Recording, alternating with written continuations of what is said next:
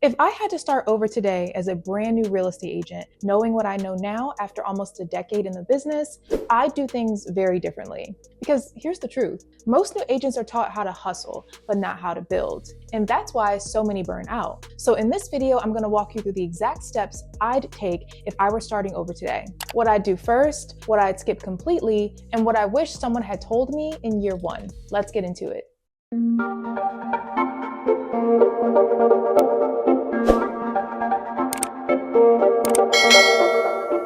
The first thing I do is build a simple system for follow-up. And I don't mean just saving phone numbers in your phone. I'm talking about putting together a real CRM that lets you track conversions, follow-ups, appointments, and lead stages. When I first started, I had access to a CRM, but I wasn't using it. Instead, I tried to keep track of leads in a notebook, which looking back doesn't really make any sense because I relied on tech for every other area in my life. I just hadn't translated that into my business yet. So if I were starting fresh, I'd pick a CRM that's easy to use, set up 4 to 5 basic lead stages, and draft email templates for the messages I send every day. It doesn't have to be fancy, but if you skip this part, you're going to be overwhelmed very fast. Next, I'd set a clear schedule and actually treat real estate like a full-time job, because when your schedule is all over the place, your income will be too. I time block daily lead generation at least 2 hours a day, even if no one is responding yet, even if it feels awkward. Then I time block admin time, which is when I would update my CRM, respond to emails, follow up with vendors, and prep for upcoming appointments. Trust me, if you don't plan for admin work, it'll pile up and you'll start missing details that'll cost you deals. Then I'd give myself a hard stop time. For me now, that's usually around 6:30 p.m. I don't always stick to it perfectly. Sometimes there are offered deadlines or something urgent comes up, but having boundaries is key. I'd also start creating content immediately, even if it's not perfect, even if you feel awkward, even if you're only getting 3 views. When I started posting on YouTube and Instagram, it was slow at first, but over time, that content started working for me, bringing in leads, building trust, and helping people find me without cold calling every day. If I were starting over, I'd pick one platform and go all in. Post consistently, focus on education, answer common questions that buyers and sellers will ask. And I'd set up a basic landing page with a free resource like a relocation guide or a buyer's checklist so I can start capturing contact info and building my database right away.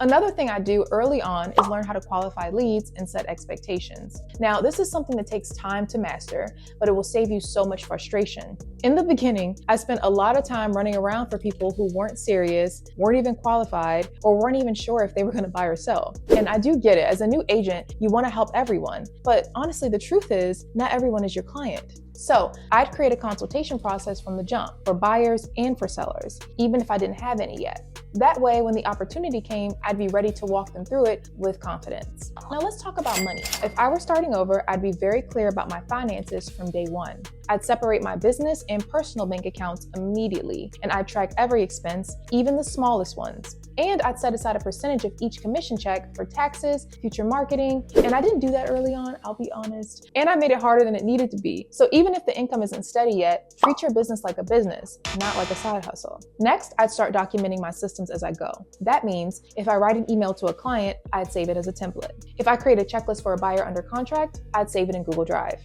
If I find a tool that works for me, I write down the process for how to use it. That's the beginning of scale, and it makes it way easier to hire an assistant down the line because you already have your workflows in place. If you're not ready to hire yet, that's okay, but start organizing your business so you can get help when you are ready. And finally, if I was starting over today, I'd focus on the long game. It's easy to get very caught up in what other agents are doing, posting closings every week, going on luxury listing appointments, talking about how booked they are, but you don't know what's really happening behind the scenes. Focus on building a real foundation. Learn your contracts, improve your scripts, follow up with leads consistently, get a coach if you can, and stay consistent even when it feels like nothing is working yet.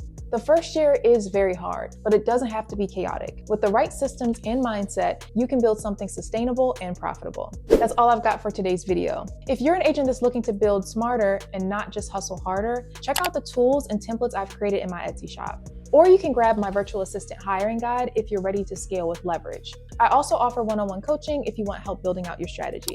I appreciate you taking the time to watch, and I will see you on the next one.